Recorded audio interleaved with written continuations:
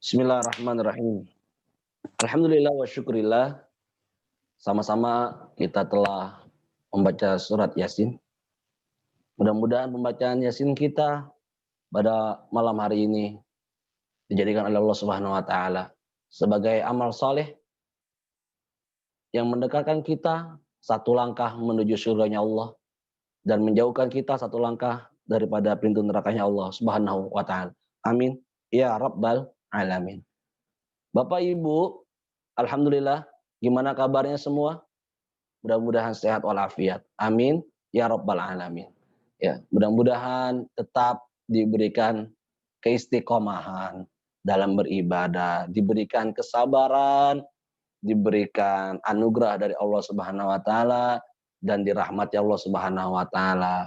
Kita pada hari ini bersyukur kepada Allah Subhanahu wa taala karena masih bisa merasakan nikmatnya suasana pagi, yang suka ngeteh masih bisa merasakan nikmatnya teh manis, yang masih suka ngopi masih bisa merasakan nikmatnya kopi, dan begitu pula kehidupan hari ini adalah kehidupan yang tidak akan mungkin terulang, kehidupan yang tidak akan mungkin kembali lagi karena setiap satu detiknya adalah ad-daqiqatu minal umri.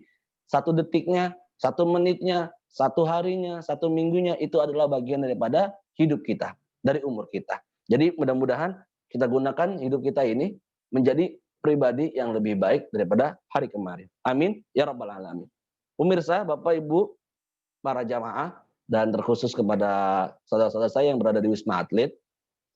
Pada kesempatan malam hari ini pembahasan kita pembahasan yang mungkin menjadi trending topik ya di kalangan kita hari ini. Setiap manusia itu punya sisi humanis, setiap manusia dia punya sisi baik, setiap manusia punya jatah bahagia, punya jatah sedih, dan setiap manusia ada marahnya. Nah, tema kita pada hari ini, kok marah? Ya, satu ketika Rasulullah SAW pernah didatangkan oleh seorang sahabat, ya Rasulullah, ausini, wahai Rasulullah, kasih nasihat aku. Apa kata Rasulullah SAW? Beliau menjawab, bersabda, la taghdab, jangan marah. Jangan marah. Faraddada miraran. Lalu Nabi mengulangi kembali itu nasihat itu, la taghdab, jangan marah. Kata-kata dari Rasulullah SAW cukup sederhana, hanya berbentuk larangan jangan marah. Tapi efek ketika Rasul mengatakan jangan marah, itu dampaknya luar biasa untuk kehidupan kita. Sekarang ibu dan bapak boleh meng-cross check ya di tengah-tengah masyarakat kita. Ya. Bagian mana semuanya yang tidak ada disuruti api kemarahan. Bertetangga. Ya. Anak kita nangis pulang ke rumah. Ya, ngadu ke bapak maknya. Ya. Bapak maknya marah karena anaknya pulang dalam keadaan nangis. Ya. Di jalanan ya, ibu-ibu naik motor yang harusnya sen belok kiri, dia sennya ke kanan. Itu kita yang berada di belakangnya marah. Itu sering tuh ibu-ibu ya, dia mau belok kiri tapi sennya ke kanan. Ya, ya tapi kita maafkan itu. Tapi banyak, berapa banyak, Masya Allah. Itu di jalan raya orang tuh emosinya pada tinggi-tinggi. Ya, macet dikit, klakson yang bunyi. Ya. Emang kalau ketika bunyi klakson itu macet akan selesai, akan lancar? Tidak. Daripada klakson kita yang bunyi, mulut kita yang mencaci, ya lebih baik istighfar. Jangan marah. Yang macet biasanya karena hawanya panas, ya pengendara mobil mungkin berada di dalam ruangan AC di mobil yang ber-AC, cuma bensinnya bisa sekarat juga kalau kelamaan macet. Semuanya marah. Yang disalahin siapa? Ini gimana, ini gimana, ini gimana. Jangan marah. Ya. Dengan marah tidak akan menyelesaikan kemacetan. Lebih baik berdoa. Yang di mobil setel juz amma, setel Al-Quran. setel pengajian, Masya Allah. Bisa mengisi waktu kemacetan. Yang di motor, ngapain Ustadz? Nggak bisa dengerin musik. Nggak usah dengerin bacaan Quran, nggak usah dengerin pengajian. Gampang yang di motor. Yang di motor, nengok ke yang punya mobil. Ucapan, ya Allah, saya hari ini mencari nafkah pakai motor. Ya. Kalau naik motor itu, ya Allah, panas kena panas, hujan kena hujan. Ya. Maka saya minta, ya Allah, dengan usaha saya ini, ya, mudah-mudahan kau cukupi harta saya untuk bisa membeli mobil. Biar anak saya nggak kepanasan. Biar ibu saya anterin kemana aja. Mertua saya anterin kemana aja. Biar nggak kepanasan. Bentuknya doa. Bentuknya doa. Daripada ngomel-ngomel di jalan. Nggak akan selesai. Maka ketika Nabi bilang, la taqdob, jangan marah, mengulangi kembali, jangan marah. Itu efeknya besar untuk kita. Ya. Berapa banyak di grup WA saling berantem. Ya. Berantemnya itu hal-hal sepele. Ya. Yang satu haluan politiknya ini, yang satu haluan politiknya si ini. Karena berargumen, akhirnya jadi marah-marah. Ya. Berapa banyak kehidupan kita hari ini, hal yang sedikit bisa menyulut api kemarahan. Maka itu Islam mengatur. Ya. Islam mengatur. Kata Nabi SAW, laisa sadidu bisyur'ah. Orang yang kuat itu bukan orang yang menang dalam hal bertengkar. Ya. Dengan hal gulat. Ya. Jadi kalau ada orang berantem, menyelesaikan masalah, tidak. Malah menambah masalah. Kata Nabi, orang yang kuat, orang yang menang, itu bukan orang yang hebat dalam gulat. Ya. Bukan hebat dalam gulat. Ya. Akan tetapi karena Nabi, orang yang mampu, pemenang sejati itu adalah alladzi yamliku nafsahu idza ghadab indal ghadab. Orang yang mampu menahan marahnya saat dia marah, saat dia kecewa, saat dia kesel, dia mampu menahan dirinya. Ya. Ini satu kisah mungkin untuk menjadi pribadi kita semua penting sekali. Nah, ada orang tanya, Ustadz, kok nggak lanjutin lagi lebih dekat dengan Rasulullah bagian selanjutnya? Saya beritahukan, lanjutan kehidupan lebih dekat dengan Rasulullah insya Allah setiap hari Kamis dan Jumat. Itu spesial. 2 kajian itu, 2 hari itu kita akan bahas. Satu ketika Nabi SAW berdakwah ke Taif. Ini mungkin ceritanya familiar, tapi kita jarang mengaplikasikannya dalam diri kita. Ya. Mungkin cerita ini udah pada tahu. Tapi berapa banyak yang mengamalkan isi kandungan hadis tersebut. Rasul ke Taif. Dakwah ke Taif. Di Taif itu, dakwah Nabi ditolak. Dilempari batu, ya, dilempari kotoran, ya, diusir, diejek, dihina, dibully. Sampai Nabi duduk, tak terasa kaki Nabi itu berdarah karena lemparan batu. Bapak Ibu tahu, kalau Nabi kekasihnya Allah yang disakiti, itu yang turun bukan aparat pejabat, yang turun bukan aparat pasukan bersenjata, yang turun tangan langsung Allah. Allah perintahkan 2 malaikat, ya, menjaga gunung. Apa? Kata malaikat, ya Rasulullah, seandainya penduduk Taif ini, ya, yang sudah mencaci maki kamu, menghina kamu, membuli kamu, bahkan menyakiti dengan melempar batu kepadamu, izinkanlah saya penjaga gunung ini, kata malaikat, untuk merobohkan, untuk melempar gunung ini kepada kaum Taif. Ini pertanyaannya jawab dalam hati aja. Kita disakitin orang, kita yang jadi nabi misalkan. Saya, ya, hari jadi nabi. Disakiti orang, ceritanya. Ya, dilempari batu, dicaci maki. Ya kan? Malaikat turun. Bagaimana ini?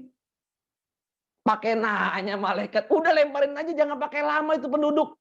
Mungkin kalau kita seperti itu. Tapi lihat jawaban Nabi. Enggak. Jawaban Nabi begitu istimewa. Allahumma hdi qaumi fa innahum la ya'lamun. Ya Allah, kasih hidayah untuk penduduk Taif ini karena sesungguhnya mereka tidak mengetahui. Lahirkanlah dari mereka-mereka semua itu anak-anak yang beriman kepada Engkau. Masya Allah. Malaikat menawarkan untuk dilempari gunung, tapi Nabi nggak marah. Ini luar biasa loh. Apa menjadi istimewanya, Pak ibadah Allah? Ketika diri kita yang dihina, maka tidak usah marah. Ya, don't worry, kata orang Pademangan. Jangan marah, kalem, santai. Kalau pribadi kita yang dihina, yang dicaci maki, lihat Rasulullah tidak marah. Ya, ada kisah lagi begitu indah. Sering kita pengen dengar, ya.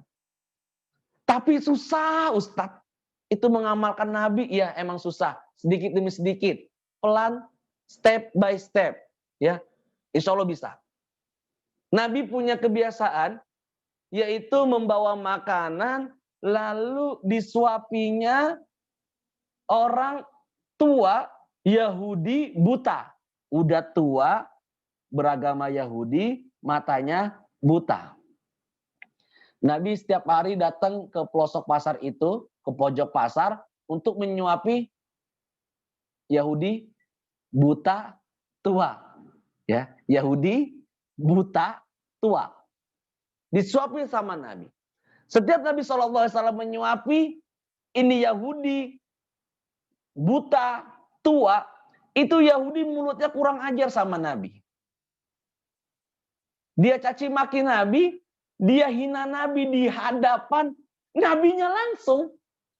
Saya mau tanya lagi sama ibu dan bapak, kalau ibu yang jadi Nabi, lagi nyuapin, itu si Yahudi buta tua itu, caci maki ibu, ya kira-kira disuapin pakai tangan apa pakai sendok semen itu? Apa langsung ditumpangin aja ke muka Yahudi? Tapi lihat Nabi SAW, akhlaknya indah. Masya Allah, kita Pak, Bu, ya. Kalau mau menceritakan tentang Nabi itu, ya Allah, sedih kita. Air mata ini kadang-kadang suka berkaca-kaca mata kita nih, Masya Allah. Sampai segitunya akhlaknya Nabi. Sampai Nabi wafat, memberikan makan itu Yahudi. Maka sahabat Abu Bakar datang kepada Aisyah. Adakah amalan Nabi yang belum pernah aku amalkan? Kata Aisyah, ada wahai bapakku.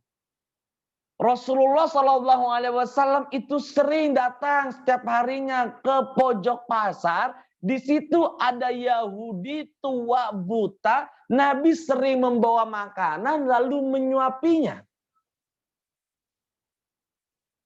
Akhirnya Abu Bakar ngikutin.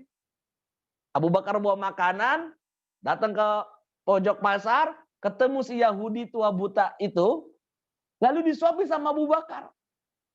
Ketika disuapin, si Yahudi buta tua ini marah-marah. Siapa ini, kata dia? Saya Abu Bakar. Loh, kok tangannya berbeda dengan yang biasa setiap hari menyuapi saya? Emang gimana bedanya? Orang yang setiap hari menyuapi makan saya, itu tangannya halus, tangannya lembut, menyuapinya dengan kasih sayang. Ya.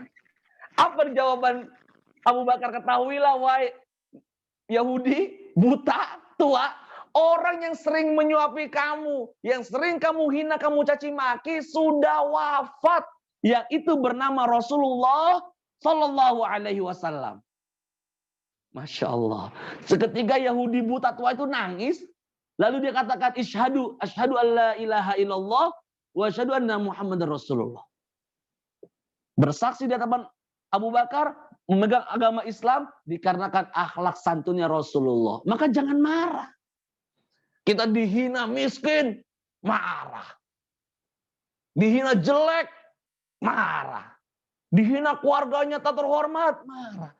setiap kita ya dihina orang, ya, jangan marah. Kenapa? Ketika kita dihina orang jangan marah, bukan kita yang membalas, Allah yang membalas.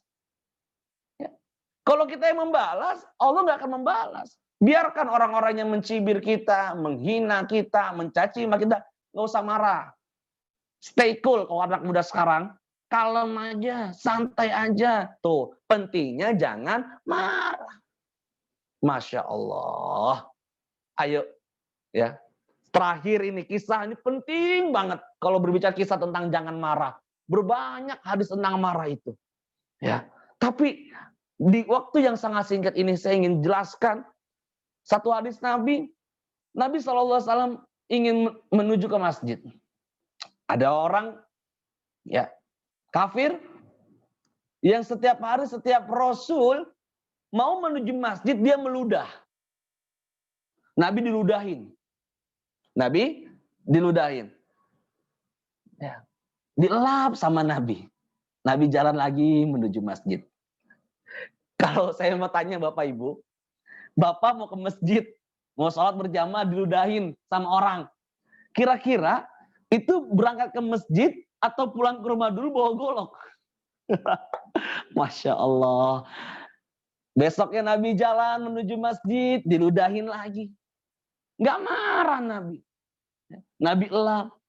Sampai keesokan harinya, Nabi tidak menjumpai orang yang suka meludahi ketika Nabi pengen ke masjid.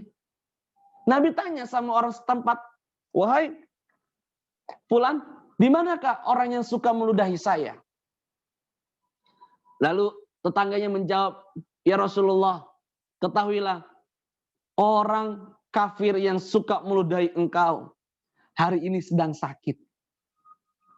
Hari ini sedang sakit. Kalau kita dan saya, semua yang mendengarkan ini, ada orang yang benci sama kita, lalu terdengar kabar bahwasannya dia sedang sakit. Kira-kira didoain cepat sembuh, apa cepat mati nih? Saya tuh kalau berbicara tentang Rasulullah, Masya Allah. Nabi pulang, Bu. Bapak, Nabi pulang. Membawa makanan. Baik kurma, gandum, dan susu. Diketok pintu orang kafir tersebut. Ya, dia kaget orang kafir lihat Rasulullah SAW berada di hadapannya. Apa kata orang kafir itu? Wahai Muhammad, jangan kau balas dulu dendammu. Hari ini aku sedang sakit. Apa kata Rasulullah? Ketahuilah hari ini aku tidak membalas dendamku. Tapi hari ini aku sedang membawa makanan yang aku ingin berikan kepadamu. Masya Allah. Melihat akhlak mulia Rasulullah tidak marah. Sampai orang itu menangis dan bersaksi di hadapan Rasulullah mengucapkan 2 kalimat syahadat. Efek tidak marah. Maka itu Rasulullah SAW bersabda, ahsin ilaman asa ilaikum. Berbuat baiklah engkau, ya, berbuat baiklah engkau kepada orang yang menyakitimu. Kalau ada orang berbuat baik sama kita, kita baikin lagi. Itu udah biasa, bosku. Ya, orang baik, kita baikin lagi, udah biasa. Yang luar biasa adalah ketika ada orang menzolimi kita, jahat sama kita, mencaci maki kita, tapi kita masih berbuat baik sama dia. Itu baru luar biasa. Maka Nabi, berbuat baiklah engkau kepada orang-orang yang menyakitimu. Intinya jangan marah. Ya, insya Allah bisa ini. Ya, Ustadz, ada nggak tipsnya biar tidak marah? Oh banyak. Rasulullah SAW bersabda, "Idza ghadiba ahadukum falyatawaddo." Ya, kata Nabi SAW, apabila ada di antara kalian sedang emosi, sedang marah, maka disuruh untuk berwudu. Disuruh untuk berwudu. Kenapa? Setan itu, ya, sifatnya marah. Maka marah itu datangnya dari setan. Setan itu terciptanya dari api. Dan api itu padamnya dengan air. Maka orang yang sedang marah diibaratkan seperti orang yang terkena api disuruh dipadamkan dengan air. Maka Bapak, Ibu, lagi marah, langsung wudhu. Masih marah Ustadz, mandi. Ya, biar adem. Masih marah Ustadz, sholat 2 rakaat. Masih marah Ustadz, tambahin baca Quran. Masih marah Ustadz, zikir. Masih marah lagi. Benar-benar kebangetan itu manusia. Udah wudhu, mandi, sholat, baca Quran, zikir, masih marah. Insya Allah reda. Ya. Jadi yang pertama kata Nabi, kalau engkau sedang marah, berwudhu. Yang kedua kata Nabi SAW, ya, mengganti posisi. Ya. Mengganti posisi. Apabila engkau sedang marah kata Rasulullah SAW secara qaiman, secara berdiri, maka diperintahkan untuk duduk. Ya, jadi lagi marah berdiri nih, duduk. Ya, biar turun, reda. Masih marah juga, disuruh berbaring. Ya, dengan mengganti posisi adalah menurunkan ya tingkat emosional kita. Jadi yang pertama disuruh berwudu, yang kedua disuruh untuk mengganti posisi, ya. Yang ketiga apa yaitu wa ibadallah? Kita diperintahkan untuk banyak-banyak berzikir. Yang keluar dari mulut kita adalah mulut-mulut yang ucapan-ucapan baik. Kenapa? Kalau hati kita kosong, Bapak dan Ibu, itu setan bersarang. Ya. Yang masuk itu bukan bisikan-bisikan baik. Yang masuk adalah bisikan-bisikan dari setan yang buruk-buruk. Ya. Kenapa? Karena nggak ada nur, nggak ada cahaya di hatinya. Ya.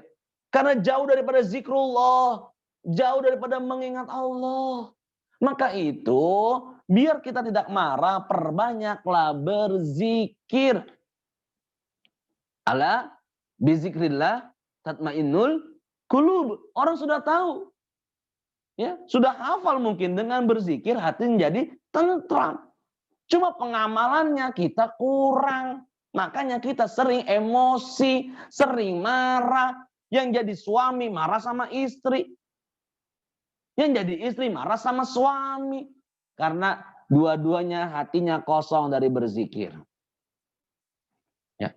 Yang jadi atasan, anak buah sedikit salah, marah. Kalau udah marah, semua yang ada di kebun binatang di absen. Kenapa? Kurang berzikir.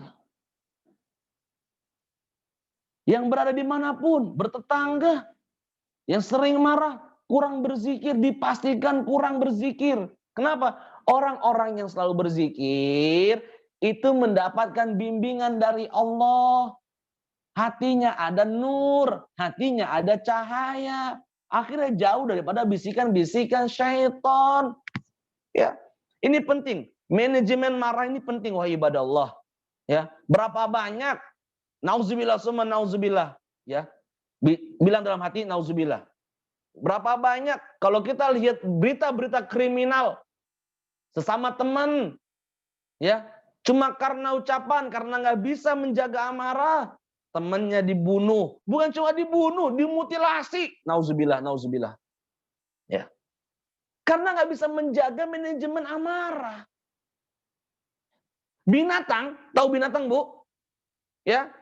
Itu kalau berburu, ya, dimakan, ya, selesai. Nggak dimutilasi, tulangnya nggak dicak-cak. Ada manusia yang memutilasi, itu derajatnya lebih rendah daripada binatang. Udah dimutilasi, ditaruh kantong plastik, dibuang, dipecah-pecah, tidak utuh. Ini lebih hina daripada binatang. Pentingnya manajemen amarah. Yuk, ya, berapa banyak Bapak bunuh anak, astagfirullah. Ini benar-benar sedeng ini yang satu ini. Saya tuh suka nonton berita kriminal tuh, Masya Allah. Kok ada manusia tuh seperti itu loh. Ya ada Ustadz, itu buktinya masuk penjara. Ya kan? Astagfirullahaladzim, nauzubillah, summa nauzubillah. Anaknya rewel dikit karena manajemen amarah nggak bener. Marah, kesel, anak dicaci maki, dihina, ditendang, ditonjok. Masya Allah. Astagfirullah, nauzubillah, summa nauzubillah. Pentingnya manajemen amarah itu penting. Maka banyak-banyaklah zikir. Penting ini zikir. Ya, untuk apa? Biar hati kita tuh adem. Ya. Sering begitu. Kita nggak bisa menjaga amarah kita. Nggak bisa terkontrol emosi kita. Kenapa? Hal-hal sepele kita besar-besarkan. Ya, maka itulah salah satu sifat orang bertakwa adalah ya, wal kadhiminal ghaidz, yaitu menahan amarahnya. Itu salah satu sifat orang takwa itu. Mampu menjaga amarahnya, menahan emosionalnya. Wa'afin 'anil nas. Lalu salah satunya adalah memberi maaf kepada orang. Masya Allah. Ya. Jadi penting Bapak dan Ibu, kita atur. Ya. Manajemen amarah kita atur. Ya. Ustadz, berarti kita nggak boleh marah. Yang nggak bilang nggak boleh siapa? Yang boleh manajemen mengatur amarah. Ada marah yang dibolehkan. Kata Nabi SAW, Nabi itu dalam satu riwayat marah saat agamanya dihina, saat Allah dinista, saat Al-Quran dicaci, saat syariat dihilangkan. Rasul marah. Tapi kalau berbicara tentang pribadinya, Rasul tidak marah. Ya. Kalau yang dihina adalah agama, wajib kita marah. Untuk menjaga ya agama ini. Ya. Al-Quran kita dinistakan orang, kita wajib marah. Ya. Dan marahnya itu dilandasi karena Allah Subhanahu wa Ta'ala. Sebagai penutup Bapak dan Ibu, dulu ya ketika peperangan Sayyidina Ali sudah duel one by one, satu persatu, sampai musuhnya itu ya sudah kehilangan pedangnya, ya kehilangan senjatanya, tinggal siap ditebas saja sama Sayyidina Ali. Sebelum ditebas sama Sayyidina Ali itu orang, itu si kafir yang ingin ditebas oleh Sayyidina Ali meludah. Ketika meludah, kena wajah Sayyidina Ali. Nah, Sayyidina Ali tidak jadi membacok. Sayyidina Ali tidak jadi menusuk. Kenapa? Kalau yang pertama niatnya Sayyidina Ali emang betul berjihad di jalan Allah. Tapi kasus yang kedua, ketika dia sudah meludah, kena muka Sayyidina Ali, kata Sayyidina Ali, saya takut membunuh dia, menusuk dia dengan pedang saya bukan karena Allah, tapi karena rasa amarah dan benci saya karena dia sudah meludahi muka saya. Akhirnya orang tersebut dikasih bebas sama Sayyidina Ali. Tidak jadi dibunuh. Masya Allah. Coba kalau kita, jangan pakai ditanya Ustadz, nggak pakai lama, semenit kelar. Jangan semenit, 20 detik. Tapi lihat, tidak. Ya. Maka boleh kita ketika marah, ya, dihina agama kita, Al-Quran kita dihina, dinodai oleh orang-orang yang tidak bertanggung jawab, boleh. Syariat ketika dinyak-inyak, boleh. Kenapa? Karena urusannya adalah urusan agama.